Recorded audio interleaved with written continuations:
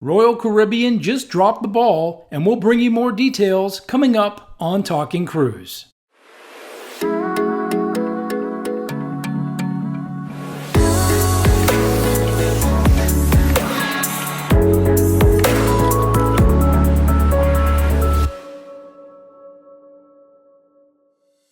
With a debut scheduled for fall 2023, details on Royal Caribbean's new Icon of the Seas have been extremely limited. Other than a few construction images from the Meyer shipyard in Turku, Finland, that for the most part resemble Oasis-class ships, there have not been many visible elements that appear to set apart this first Icon-class vessel.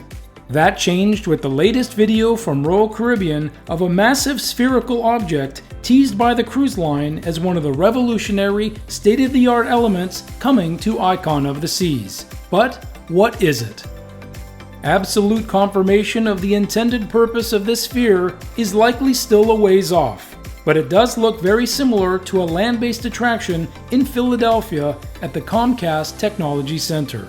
The Universal Sphere is a 360-degree dome theater that immerses guests into the video experience.